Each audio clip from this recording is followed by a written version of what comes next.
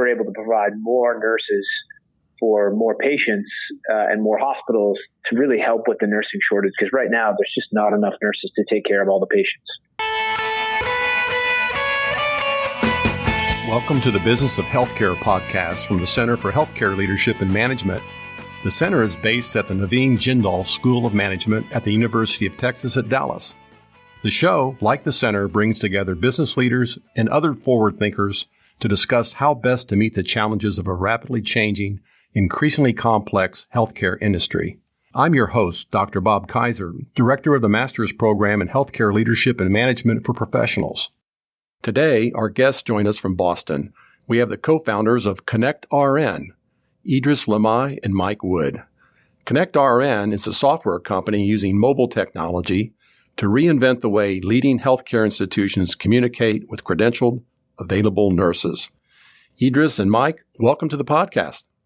Well, thank you for having us, Bob. Let's start with the name, ConnectRN. And then it's really interesting to see how you both met and your background. So why don't we start with you, Mike? And I think you're the CEO of the organization. And I think there's a combination of business acumen and nursing skills here. So let's kind of see who's in charge of what for our audience. Yeah, sure. So the name ConnectRN really is self-explanatory. We wanted to make sure everyone knew that we were dealing with nurses.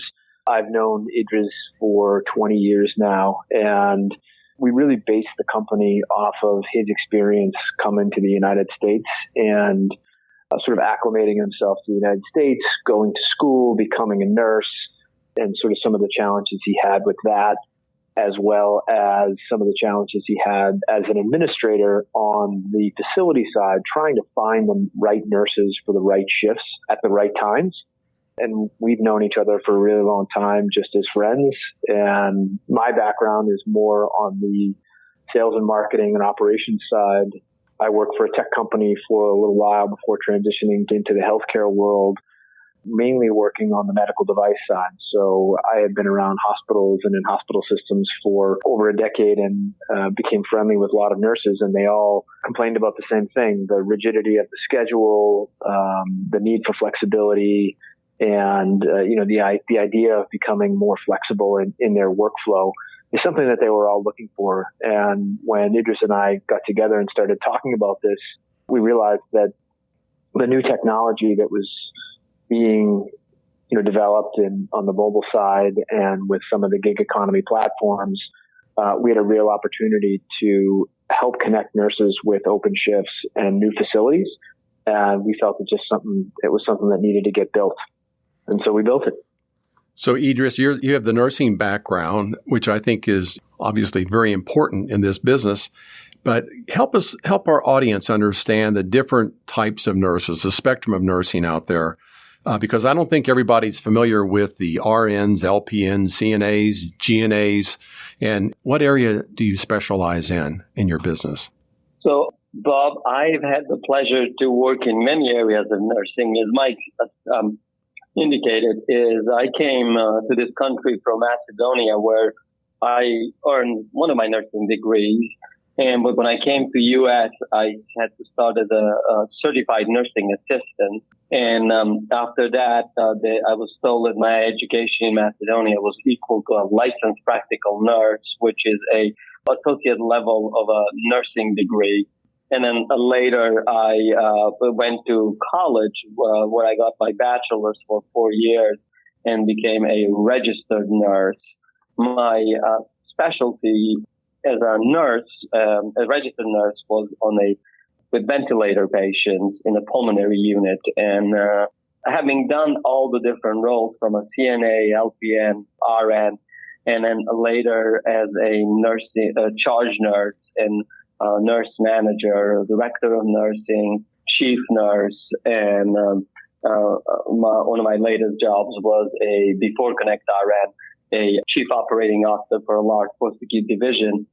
I got to see nursing in all of its aspects, from a long-term care to rehab care, which is provided in nursing homes, to long-term acute care hospitals, to acute care, inpatient rehab facilities, which is acute rehab, to home care and hospice, to adult daycare, to outpatient clinics where nurses work. So I had, in my experience, gave me an opportunity to see that all the nurses, regardless of their title, struggled with the same thing, where one was a flexibility with their schedule. Two was that they all, or many of them, a huge majority, including myself, had more than one job. And one was a per diem job and the other one was a full-time job. Three was the nursing shortage where we all got called from CNA to LPN to RN multiple times to come and work, pick up additional shifts. But at the times when we weren't ready, or maybe at services that we didn't want to do. And later when I moved to a management position, I thought to myself, well, I shouldn't do the same thing that was done to me where I get a call at midnight or a call at 4 a.m. saying, do you want to work today? And I'm like, no, I have kids to take care of, or I'm going to school, or something important was happening in my life. And then I resorted to the same tactics where I called these people, my employees and colleagues, to work, even though they didn't want to work, or even though I didn't know that they want to work those days. So we thought after working with Mike, and like, yeah, we can do better. And Uber had started, the gig economy had started, and we learned from that, and we started our ConnectRN. All right. So when I think of nursing, and you just mentioned that there's CNAs, the certified nursing assistant, the licensed practical nurse, the registered nurse, I always thought that they worked full time for a hospital or for an organization. That consumed all of their life. There wasn't this idea of having alternative employment. Is that pervasive in all these different aspects of nursing, or is it more prevalent in certain levels of nursing? Would your connecting nurses be more appropriate for CNAs or LPNs or RNs or all of those? That applies to all of those, Bob. So one thing to mention is how staffing works is, so nursing business or nurses provide services 24/7 in a hospital or a nursing home. That's what hospitals and nursing homes or long-term acute care hospitals or acute rehab hospitals are obliged to do. As a result of that, if you think of it, and the shifts are 8 hours a day or 12 hours a day. So if you think of a 7-day week period, you either will have a nurse who works 5 days a week, 8 hours a day, which is 40 hours, and you need another nurse to work part-time. Or you might have two part-time people, 132 or 124. Or if you have 12-hour shifts, you will need to have three different people to cover a 1 week period, two being full-time, 3 times 12, and one being part-time. So nurses always had to have part-time roles, and hospitals always had to have part-time nurses. And as a result of that, you have a great number of nurses, about 30 to 40%, who have a part-time job and might not necessarily want a part-time job. Second, you have people who do 3 12-hour shifts or 2 12-hour shifts. And for example, in Boston, they might travel from outside of Boston for 2 hours to work in one of our hospitals in the city. And then they complement or supplement their hours elsewhere nearby for 1 or 2 days a week because it provides them a certain flexibility. Okay. So, Mike, question for you here. The problem that you're solving, you're working to solve problems for hospitals. You're working to solve problems for nurses, too. Why don't you expound on that a little bit? Yeah, that's right. Great question. So we look at our platform as really matching the right nurse with the right shift at the right time. And the problem that helps solve in healthcare and with nursing is to really just make the scheduling and finding the right shift and finding the right nurse a lot easier. So we look at it where there's a lot of friction in the system when the nurses look for extra shifts or when the facilities look for sort of additional nurses to pick up shifts. That friction can be, the communication of the shift. It can be the credentialing of the nurses. It can be the confirmation of the shift. It can be travel. It can be many different things to finding the right nurse for the shift. And we look at the technology platform that we've built as almost making it more of a fluid network. And we believe that that network unlocks a lot of capacity in the system where nurses who are interested in working more shifts have that ability through our platform. And in turn, we're able to provide more nurses for more patients and more hospitals to really help with the nursing shortage. Because right now, there's just not enough nurses to take care of all the patients. So it sounds to me like ConnectRN is a technology company in one respect, but also you must have a very strong digital business model to move this thing forward. How do you work in the marketplace today? Are there competitive advantages that you have with your technology that really makes this thing execute seamlessly? Yeah, definitely. I mean, I think we look at our platform as a two-sided marketplace. We're really sort of connecting buyers and sellers, the buyers obviously being the nursing facilities and the sellers obviously being the nurses. And if you heard Idriz' point from earlier about the fact that the facilities would literally go down a list and call nurses one after the other on more of a phone tree structure to find the nurses and communicate with them that they needed them to come in, it's a pretty inefficient model. The ability for us to use a digital platform, create a need on a cloud-based digital platform on the internet that would basically let you say and communicate to 40 nurses, 50 nurses at one time, this is the type of nurse I'm looking for, this is the time, this is the date that I'm looking for, and have that blast out to 40 or 50 nurses at once. The nurses would be able to see that, and then they'd be able to start looking at the shifts to see if it would be a good fit for their schedule. They get to set preferences, they get paid quicker, and it's just a much easier transaction on a digital platform than it is, sort of it was currently if you're thinking about more of a phone-based or a text-based system to try to get nurses to come in and match them with shifts. This episode is brought to you by the Center for Healthcare Leadership and Management, the definitive resource for healthcare management education in North Texas. The center is based in the Naveen Jindal School of Management at the University of Texas at Dallas. It plays a unique role in training the next generation of healthcare leaders to meet local, regional, and national demands. The Jindal School uses its strengths in accounting, administration, finance, marketing, and information systems to educate highly qualified personnel for healthcare administration and executive leadership positions.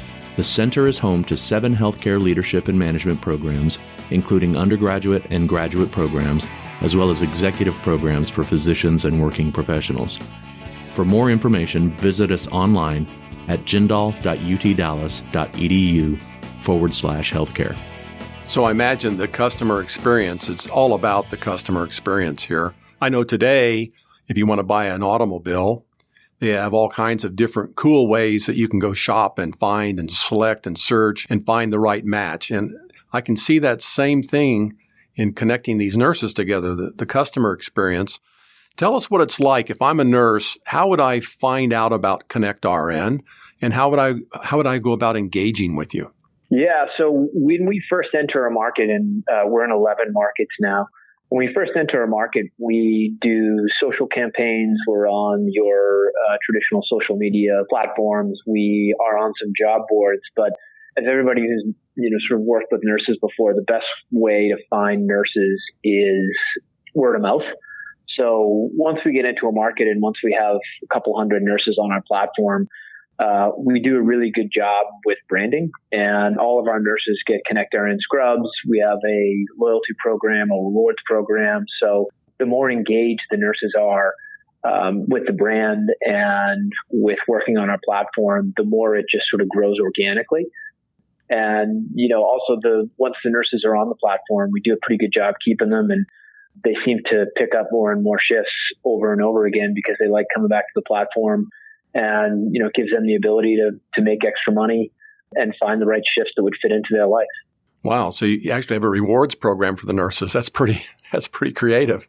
So you have all these tchotchkes you give them to make them feel like they're part of the organization, make them feel like they are involved. And the retention's good. You keep these nurses going year after year after year, or is there a graduation process where they finally say, I'm not in this anymore? What's the retention like for your business? So retention is it's interesting, and retention's been really, really good. We really look at it like we're building a lifetime engagement with the nurse. So, if you think about sort of nursing and the entire life cycle of the nurse, they come out of nursing school and they're sort of the younger nurse and they're looking for flexibility in their life, and they have a lot of social engagements, et cetera. And then you sort of move into the more family stage where you have kids and you might need some flexibility due to kids' activity or daycare or what have you. So ConnectRN allows you to have a pretty flexible schedule around your nursing career with kids in our app. And then, as we know, 50% of the nurses right now in the workforce are over 55. And we see a lot of the more experienced nurses gravitating towards our platform because, they're sort of ready to retire, but they're not ready to retire yet. And they're looking to pick up some extra shifts and keep their craft going in nursing, but not necessarily leave the workforce. So retention's been good. We really think about the entire life cycle of the nursing journey. And we have, from a demographic side, we have sort of, 1/3 on the platform right now. And, we preach flexibility. So there'll be nurses that come on our platform and work a ton, and then they might back off a little bit, and we'll call them and we'll say, hey, everything okay? And they'll say, yeah, well, something just happened in my life, or I picked up some part-time shifts over here, or, I just became a grandmother or something. They're like, I love you guys and I'll be back. But, right now I'm just backing off a little bit. So it's been fun to see, and it's been a really cool experience to be able to offer, such a great profession. Idriz, I have a question for you. Is there a sweet spot, a certain level of nursing? I know that a CNA would report or work with an LPN. An LPN would work under the guidance of an RN. Is there a sweet spot where most of your targeted nurses really fit into a category? Or is it pretty much universal? Any or all of those are equally weighted? It's really truly universal because they all have the same challenge where either they have a part-time schedule and they're looking, because it's all 24/7, they're looking for more hours, or they are considering, they have a full-time job and they work for more hours because we all always need a little bit more money, or they're considering to change their job. And in the past, without ConnectRN, you have to go and apply somewhere and you will get interviewed and you hope that it will work out for you and your new employer. With ConnectRN, since we have no fees and no strings attached to nurses or facilities, I could go and work few shifts, either one shift or 10 shifts or 100 shifts or whatever I want to do and whatever is agreed, and then make a decision to change my job. So try before you buy. So for those reasons, ConnectRN still remains, or it is an option, equal option for all of the categories that you mentioned.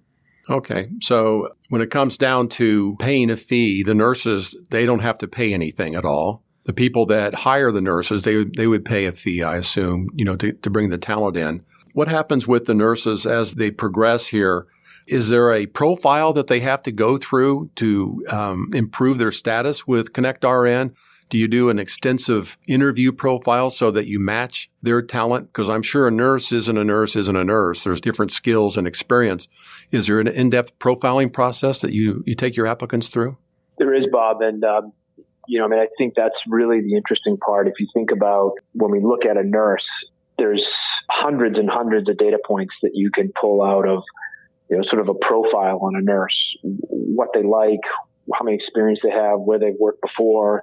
And if you look at the other side of the equation, on the facility side, there's hundreds of equations that you're trying to match there as well, where the shift is, what time it starts, who the manager is, what the equipment is on the shift, et cetera. And you asked earlier about the sort of tech platform nature of our company. Right now, we have humans doing the matching to find 10 data points on the nurse side and try to do their best job matching it up with 50 data points on the facility side. That's a really hard thing to do. With the platform, it allows us to really search and pull down the right nurse for the right facility. And to your question about the credentialing piece, we do the same credentialing that the employer would do. We make sure that when we add a facility, We make sure that we mimic everything that they would do on your traditional onboarding staff. So we collect their nursing license, we collect their how much experience they have, and sort of all the data points to make sure the nurse is getting a full credentialing and background check to make sure that everything is safe and that everything is done properly for the facility to make sure they're comfortable for the nurse coming in and taking care of their patients. It's all done and put on the platform, and we manage it. The good part for the flexibility of it and the sort of the network part of the business is that if you're a nurse looking for part-time shifts, and I have 4 options for part-time shifts, if I was going to do that on my own, I would have to go and get credentialed at all 4 facilities. We talk about taking care of a lot of the hygiene piece of the credentials, where if they come and get credentialed at ConnectRN, they now have the opportunity to go to all 4 of those facilities without having to do the credentialing process again, and we manage it. We also know the expiration dates. We also check the credentials. So it's really sort of a fluid, safe platform for the nurses to come on and work and then be able to see multiple shifts at multiple facilities at the same time. So, Mike, would you consider yourself to be a regional network so far? Yeah, so far we look at it like it's more of a market-based network. So, we look at, say, Boston as a market, Baltimore as a market, Philadelphia as a market. And, each major city we look at as a market that we have to, enter and then work and stand up and find nurses in. So your strategy for growth, that's always something that's very important in the business of healthcare. A lot of our listeners are considered to be entrepreneurs and starting up companies and growing companies at different levels. And to see the strategy of how quickly you grow, do you have any insights there to share with our audience about your growth strategy? Does it make sense to start small or take the whole U.S. on at once? Obviously, there's a lot of considerations to think about there. Yeah, sure. And, obviously we always say here internally that, healthcare is a really local/regional business. But, there are opportunities to expand, especially if you think about how networked all of the facilities and healthcare is becoming. So we're getting pulled into markets. We're getting, we might have 2 or 3 facilities that are in Philadelphia, and then we do a good job with them. And then all of a sudden they say, hey, I have 2 or 3 more facilities that are in Central Jersey. I want you to go and see them. And then we go and do a good job with Central Jersey, and they say, well, we actually have some more buildings out in Ohio. You guys should go and check out our Ohio facilities. So we've grown a little bit on a network by network basis, but really it's about getting into the market. It's about finding 4 or 5 partners that really need nurses and are forward thinking on technology, standing them up, and then finding the nurses for them. So, we're building lots of different smaller networks in large markets and growing the business that way. Well, it looks like your marketing ideas are future-proof in that no matter what happens in this crazy world of healthcare as it evolves politically, et cetera, in the next few years, that no matter how we organize the infrastructures, there's going to be a high demand for the resources that you're helping to staff and organize with the nursing. So do you see a shortage of nurses going forward still? Or, you mentioned a number of different factors, aging out of the nursing population. Is enrollment high in the nursing schools, or is there a good inflow of new talent coming in? Yeah, I think there'll always be a draw to nursing. It's a very sort of honorable job, and it's a job where the nurses really truly care about their patients. I think what's happening is, along with the nurses sort of aging out of the career, the population is getting older as well, and the demand for services and the demand for nursing care is just going to get more acute. So we're going to need more nurses, and I think the American Nursing Association puts it at by 2021 we'll be down somewhere around 1.1 million nurses. So we're looking to try to help that problem by building this platform and unlocking as much capacity and making it as easy as possible for the nurses to find the right shifts and work as many hours as they want, take care of as many patients as they can. Well, I think the strategy you have in place with this digital business model is pretty solid. I know there's lots of opportunities, there's lots of threats, and when you stop and look at the technology, deployment of technology, and to improve processes, improve quality, improve access, improve the customer experience, all those things really lead well into a network of communication and helping others. So it's pretty exciting what you guys are doing. Any last thoughts that you'd like to share with our audience? I think it was many years ago when TV didn't have any audience, they had Sir Conrad Hilton on, and they said, what would you like to say to the 20 million people listening? And he said, when you stay at one of my fine hotels, if you would just make sure you put the shower curtain in the tub. It costs us millions of dollars every time for leaks. What's the message you'd like to share with our audience here about what you're doing, your final summary? Our goal is to become the flexible place for nurses to find work. Right now, we are working with long-term care facilities and hospitals, but I think about advancing the nursing profession. We really want to be the place where nurses can come and find shifts. They can connect with peers. They can find consulting engagements, and they can find education. They can find anything that they really are looking for to advance their career and sort of advance the field of nursing. And we really want to be super nurse friendly and do everything we can to, expand the profession of nursing and help our partner facilities find as many nurses as they possibly can that would be great fits for their facility and their patients. In your backyard there, the MIT Age Lab, they have a great program, and they're trying to educate people on the longevity economy. And people are living a lot longer than we ever thought. So I'm sure that all of us baby boomers are going to require additional service and support from the nursing community out there. So I think that's a great anchor point for the growth of your business too. So I tell you, it's been a delight to have both you and Idriz on our podcast today. And I'm excited about what you're doing and continuing on with your efforts. We applaud that. Thank you. Perfect. Well, thank you. Thank you. Thanks for listening to the Business of Healthcare podcast. Join us online at businessofhealthcarepodcast.com to find episode links, notes, and more. Be sure to subscribe to the Business of Healthcare podcast on Apple Podcasts or your favorite podcasting app. To learn more about the Center for Healthcare Leadership and Management, go to jundal.utdallas.edu and then search under the Center and Institutes tab on the navigation menu. Also, we want to hear from you.